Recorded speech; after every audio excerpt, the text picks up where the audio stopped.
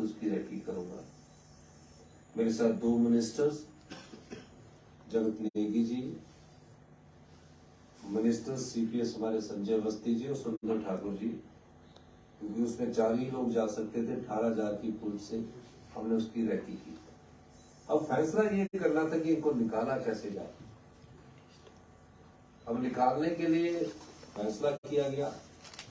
मैं जगत नेगी जी का और संजय अवस्थी जी का दिल की गहराइयों से धन्यवाद करना चाहता हूं कि ये जगत नेगी जी ने तो खुद ही अपने आप को ऑफर किया, संजय अवस्थी जी ने भी खुद ऑफर किया। मैंने तो ये भी कहा कि मैं भी चलता हूं, लेकिन दोनों लोगों ने जब हमें ऑफर किया तो मैंने इनको लोसर में उतारा। 2 दिन से हम कोशिश कर रहे थे कि किसी तरह उनको लाए। अधिकारी वहां हमारे एक एसपी थे जो लाहौल स्पीति के मयंक चौधरी एसपी थे, वो उन लोगों का हौसला अफजाई कर रहे थे। हमारे एडीसी थे वहां राहुल, वो उन लोगों का हौसला अफजाई कर रहे थे। 3 दिन बाद जब मुझे पता लगा कि भयभीत हो रहे हैं लोग, पैनिक हो रहे हैं लोगों के दिल और दिमाग में ये लगने लगा है कि हम आपको कोई निकाल नहीं सकता, उस समय सरकार के 2 मंत्रियों, सरकार के 2 विधायक और एक मंत्री और एक सीपीएस, जगत नेगी जी ने अपनी जान और संजय अवस्थी जी ने अपनी जान जोखिम में डालकर वहां जाने का फैसला किया। टेम्परेचर -4 डिग्री, काम 9 किलोमीटर बर्फ को हटाना था। उससे पहले की जो बर्फ कुछ हमारे जो अधिकारी थे उन्होंने हटाई। जगत नेगी जी और संजय अवस्थी जी उन जेसीबी में बैठकर गए और मुझे खुशी तब हुई, मैं खुद रात को कुल्लू रेस्ट हाउस में रहा। मैं डीजीपी जो हमारी थी सतवंत अटवाल जी, उससे टच था। डिविजनल कमिश्नर हमारी राखी जी थी, उनसे इंटरेस्ट था। और जो भी मेरे सामने वहां जो अधिकारी थे, मैं उनके साथ इंटरेस्ट था। रात को 2 बजे सैटेलाइट के द्वारा जगत नेगी जी और संजय अवस्थी जी से मेरी बात हुई। उन्होंने कहा हम पहुंच गए हैं, और जो पहुंचकर इन्होंने जो मंजर देखा, वहां सभी पर्यटकों के मन में खुशी की लहर थी। अब वहां से निकलना कैसे -4 डिग्री टेम्परेचर में। नेगी जी और अवस्थी जी ने फैसला किया कि हम सुबह निकलेंगे, क्योंकि जो जेसीबी का ड्राइवर गाड़ी चला रहा था वो थक चुका था। कब और उस रात वो सुबह निकलने के लिए तैयार हुए। 7 बजे गाड़ी खिसक गई। 17-18 गाड़ियों में 4x4 के लेके गए। 7 बजे गाड़ी खिसक गई, और उसके बाद जहां ऑक्सीजन कम होती है, 65 वर्षीय जगत नेगी जी और 55 वर्षीय संजय अवस्थी जी ने एक ऐसा परिचय दिया जिसको हमारी सरकार सलाम करती है, कि मंत्रिमंडल के सदस्य जब सड़क पर गाड़ी गई तो वहां जो चेन बांधने का कार्य था वो ये लोग कर रहे थे, जान जोखिम में डालकर। चाहते तो बोलते हम भी क्यों जाए, कोई और साधन ढूंढते, पर जान जोखिम में डालकर आज इन लोगों ने अपने सेवा भाव का अनुभव उन पर्यटकों को करवाया, और सरकार की कर्तव्य निष्ठा का भी अनुभव उन पर्यटकों को करवाया। ये जो वीडियो आप देख रहे हैं, इसमें कुछ एक वीडियो इनके साथ से रह गए। आईपी डिपार्टमेंट को 1 मिनट का इनका जरूर दिखाना चाहिए था कि कैसे रेस्क्यू हो गया, लेकिन इसमें क्योंकि यही सबसे टफेस्ट रेस्क्यू था, सबसे मुश्किल अगर रेस्क्यू था तो ये सबसे था। इवैक्यूएशन हम कर चुके थे, और उसके बाद जब संपत्ति और संपदा की बात आई तो तकरीबन आकलन के अनुसार 4,000 करोड़ रुपए का हमें कम से कम नुकसान जो हम अनुमान लगा रहे हैं वो ये है।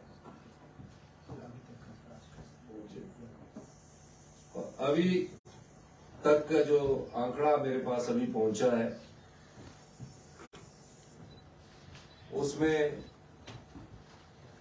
अभी 4000 करोड़ का आंकड़ा आ चुका है। ये पैसों से ये भरपाई नहीं होगी। 4000 करोड़ तो अभी है। मुझे लगता है कि 7-8 हजार करोड़ से ज्यादा का नुकसान हुआ है। आज सुबह आने के बाद चीफ सेक्रेटरी महोदय साहब जब से यहाँ पहुंचे, कल से कल उन्होंने मीटिंग की। सभी डिप्टी कमिश्नर्स को ये आदेश दिए गए कि जल्दी से जल्दी ही आप और जो नुकसान हुआ है उसकी रिपोर्ट भी जल्दी आप सबमिट कीजिए। मैंने सभी प्रकार से अब हमारा जो काम है, अब जो तीसरा चरण है वो रिस्टोरेशन का चरण। हिमाचल में थोड़ी सी बरसात में भी, कुल्लू जैसे एरिया में अगर बरसात में एक पोल गिर जाता था, कुछ अगर ट्रांसफार्मर नष्ट हो जाते थे तो 1 हफ्ता लगता था। ये हमारी सरकार की तत्परता है कि हमने टेम्परेरी बेस पर वहां बिजली उपलब्ध करवाई, वहां पानी की सुविधा उपलब्ध करवाई, वहां मोबाइल कनेक्टिविटी मनाली में उपलब्ध करवाई। 60 घंटों में 67,000 पर्यटकों को निकाला, पानी की सुविधा उपलब्ध करवाई, बिजली की सुविधा उपलब्ध करवाई और मोबाइल कनेक्टिविटी की सुविधा उपलब्ध करवाई पूरे हिमाचल प्रदेश में। हमारे डिप्टी सीएम, सभी मिनिस्टर हर जगह विजिट करते गए, पानी की स्कीमों का ये जायजा लेते गए। हमारे पीडब्ल्यूडी मिनिस्टर को अभी रोड का जायजा लेने के लिए हमने भेजा है। हमारे शिक्षा मंत्री रोहित ठाकुर जी यहाँ कोऑर्डिनेट करते रहे। हेल्थ मिनिस्टर सोलन के पूरे एरिया को कोऑर्डिनेट करते रहे। लेकिन जो अब चुनौती हमारे पास है वो चुनौती कठिन है, मुश्किल भरा रास्ता है और उस रास्ते को पार करने के लिए हमें जनता के सहयोग की जरूरत है, जनता के आशीर्वाद की जरूरत है। ये प्रदेश हम सब लोगों का है और हम सब लोगों का एक दायित्व भी बनता है कि जो गलती हो गई है, जिनसे भी हुई है, हमें इस प्रदेश को एक ऐसे प्रदेश के रूप में बनाना है कि वो अपने पांव पर खड़ा हो। हमारी सरकार इस दृष्टि से काम कर रही है। आज ही सुबह मैंने देश के गृह मंत्री अमित शाह जी से बात की। उनसे मैंने अनुरोध किया कि जब से आपदा आई है आप तकरीबन हमें 2000 करोड़ की इंटीरियम रिलीफ दीजिए। अभी तक हमें कोई रिलीफ नहीं मिला। उन्होंने मुझे आश्वासन दिया कि हम जल्दी, आपने रिलीफ की बात की है, इंटीरियम रिलीफ आपने 2000 करोड़ मांगा है, लेकिन मैं कुछ ना कुछ आपके लिए जल्दी ही करने की कोशिश करता हूं। उसके बाद मेरी गडकरी जी से आज बात हुई। उनसे भी मैंने ये अनुरोध किया कि जो नेशनल हाईवेज है, 4 लेन्स है, बहुत नुकसान हुआ है, उसको जल्दी से जल्दी रिस्टोर करने की जरूरत है। शिमला डिस्ट्रिक्ट में भी, क्योंकि एप्पल सीजन स्टार्ट होने वाला है, कुल्लू में है, मंडी में है, जहां भी एप्पल सीजन, उसके बारे में भी आज हमने एक विस्तृत चर्चा की। और लेकिन इसका ये मतलब नहीं है कि हम हिमाचल के लोगों को राहत नहीं प्रदान कर रहे। हम अपने साधनों से अभी तक राहत प्रदान कर रहे हैं। और ये मैं इसलिए कहना चाहता हूं, जब से ये आपदा आई है, पहली इंस्टॉलमेंट हमने 75 करोड़ रुपए की सभी डिप्टी कमिश्नर्स को उपलब्ध करवाई और आज हमने 188 करोड़ रुपए की जो राहत है बिल्कुल सभी 12 जिलों में उपलब्ध करवा दी है। उसकी नोटिफिकेशन कर दी गई है, आप देख सकते हैं। एक बात अभी कुछ रूटीन की पिछले दिनों मैंने सोशल मीडिया में देखी कि 188 करोड़ रुपया मिला है। वो हमारा क्वार्टरली जो हमको आपदा का मिलता है वो हमेशा मिलेगा। आपदा आती तो भी मिलता, नहीं आती तो भी मिलता, वो अलग से है। ये जो आपदा आई है वो डिजास्टर मैनेजमेंट का है। वो कई प्रकार की आपदाएं होती है। ये आपदा में जो 7 से 11 तारीख के बीच में जो आपदा आई है उसमें अभी हमारे पास कोई धन केंद्र सरकार से नहीं मिला है। और आज जब मैंने होम मिनिस्टर साहब से बात की तो उन्होंने मुझे पूरा आश्वासन दिया कि जल्दी हम इस बारे में आपको मदद करेंगे। हमने सरकार से ये भी अनुरोध किया कि हमारे पिछले 351 करोड़ रुपया है, 315 करोड़ रुपया है, उनके कुछ पिछले साल के, उसको आप तुरंत प्रभाव से हमें रिलीज कर दीजिए ताकि हम इस लड़ाई को लड़ सकें। ये आपदा फंड का है सर, ये जो 315 करोड़ ये पिछले साल का है। ये हर बार जो 15 फाइनेंस कमीशन आपदा का समझना पड़ेगा। 15 फाइनेंस कमीशन जो है वो रिकमेंडेशन करता है हर स्टेट की डिजास्टर मैनेजमेंट के तहत। उसमें जो हमारे को शेयर मिलता है उसमें आता है, हर साल आता है। ये हिमाचल को ही नहीं आता, ये पूरे हिंदुस्तान की जितने भी राज्य है उनको आता है। हम अब चाह रहे हैं कि जो आपदा हम पर आई है, जिसने 50 साल में ऐसा कहर आया है और जिसमें इंफ्रास्ट्रक्चर को ठीक करने में, रोड, सड़क, पीने के पानी, सिंचाई की योजना को ठीक करने में काफी वक्त लगेगा, क्योंकि वो वक्त के साथ ठीक होगी। जो हमें वक्त के अंदर करने की चीजें थी वो हमने समय के अनुसार कर दी। उसमें हमने सरकार से मदद मांगी है और मुझे इस बात की खुशी है कि सोमवार को माननीय गृह मंत्री जी के वहां से जो केंद्रीय टीम आ रही है इस आपदा प्रबंधन के बारे में चर्चा करने के लिए, मैं इसके लिए भारत सरकार का भी धन्यवाद करता हूं। इसके अलावा मैं इस आपदा के समय और सभी हिमाचल वासियों से, हमारे सभी प्यारे हिमाचल वासी है, किसान है, महिलाएं हैं, सरकारी कर्मचारी है, युवा वर्ग है, उनसे कुछ अपील करना चाहता हूं। और हम इस मामले में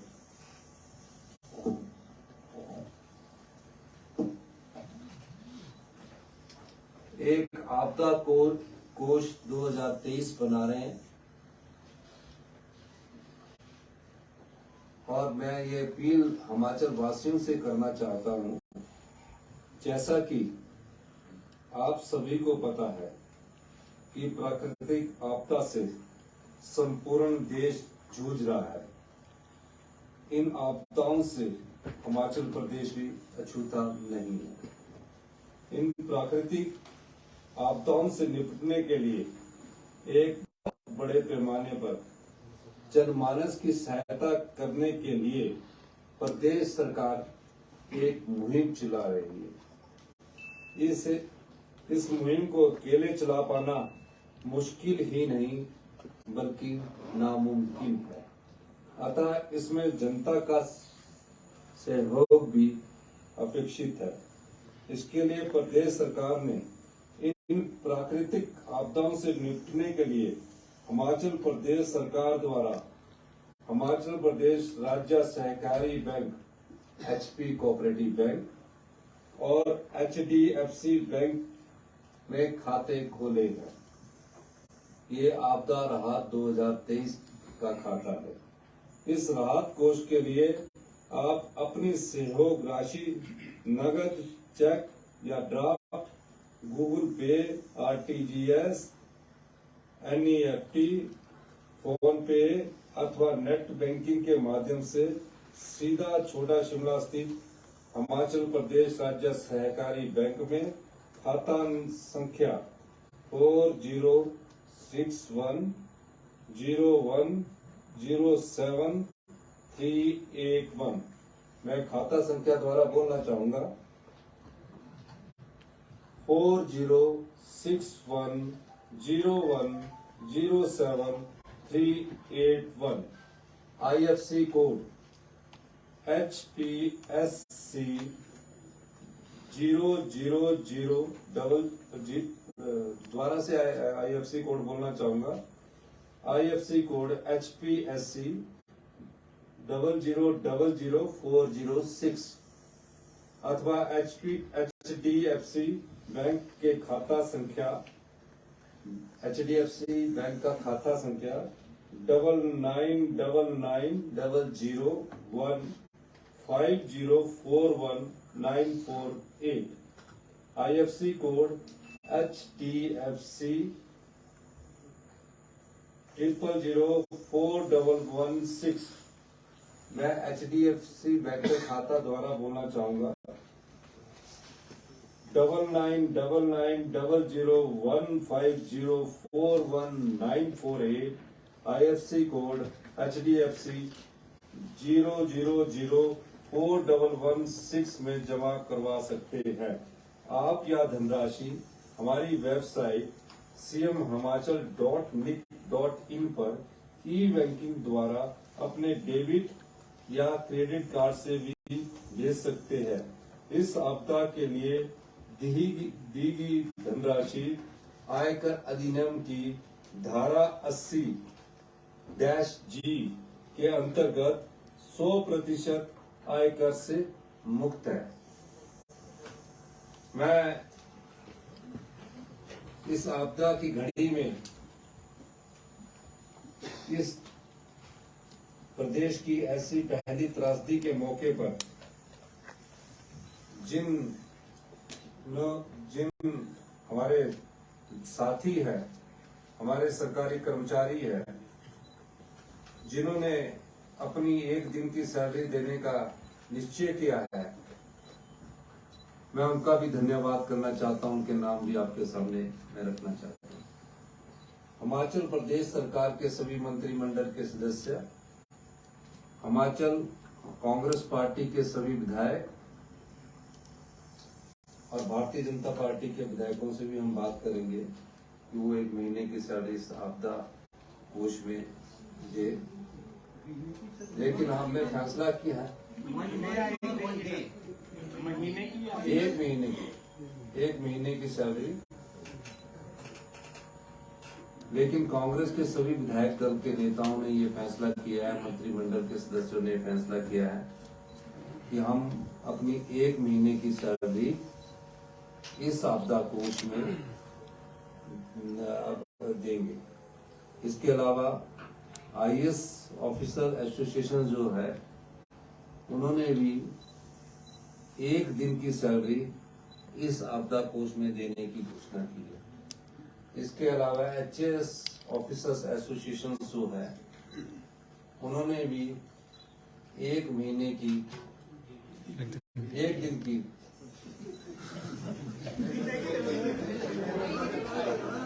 उन्होंने भी एक दिन की सैलरी इस आपदा कोष में देने की बात की है। इसके अलावा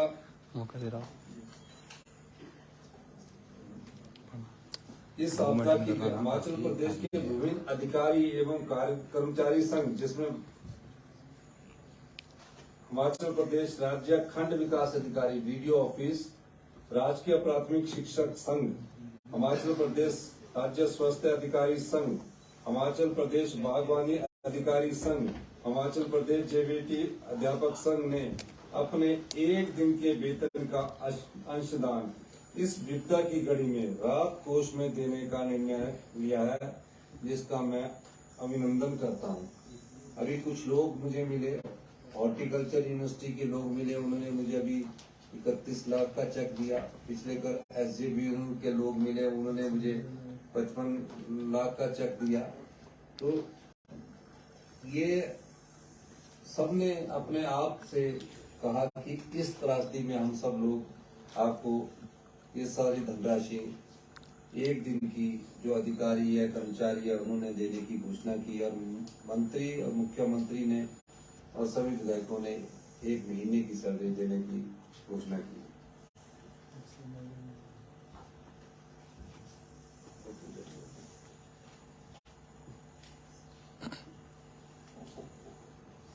इसके अलावा मैं कुछ और बातें आपदा से संबंधित आपके साथ करना चाहता हूँ।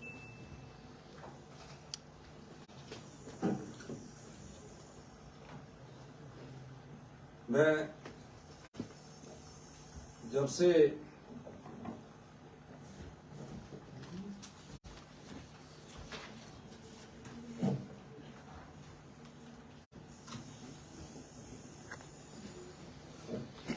बारिश का आलम है, हमने 15 दिन में अपने राज्य के बजट से 1100 करोड़ रुपए की राशि जारी की ताकि लोगों की सहायता और क्षतिग्रस्त सड़कों तथा पेयजल योजनाओं को मरम्मत की जा सके। इसमें लोक निर्माण विभाग को 610 करोड़ रुपया तथा जल शक्ति विभाग को 218 करोड़ रुपए जारी किए गए हैं। इसके अलावा 180 करोड़ की राशि जो हमने SDRF के तहत जारी की गई है। जितना भी हमारा क्षतिग्रस्त ढांचा है, जितनी भी हमारी अभी योजनाएं हैं जो हमने टेम्परेरी कनेक्टिविटी की है, अगर इतनी जल्दी अगर टेम्परेरी कनेक्टिविटी हमने की है तो ये जितना भी हमारा पैसा खर्च हुआ है ये सारा हमने अपने राज्य के बजट से दिया है। आप जानते हैं कि हिमाचल प्रदेश में जो भी वाटर सप्लाई की स्कीम्स है या इरिगेशन की स्कीम है वो नदी के किनारे बनती है, नालों के किनारे बनती है और इस आपदा ने पूरे हिमाचल प्रदेश में नदी किनारों में सब कुछ बहाकर ले ली है। ऐसा पहली बार देखा गया है कि पूरे हिमाचल प्रदेश में एक समान बारिश हुई। अगर पंजाब का साथ उन्ना का इलाका लगता है तो वहां भी पुल टूट गए, बद्दी चंडीगढ़ के साथ लगता है तो वहां भी पुल टूट गए। और अभी जो हमारे पास जो रिपोर्ट्स है उसके अनुसार हमारे पास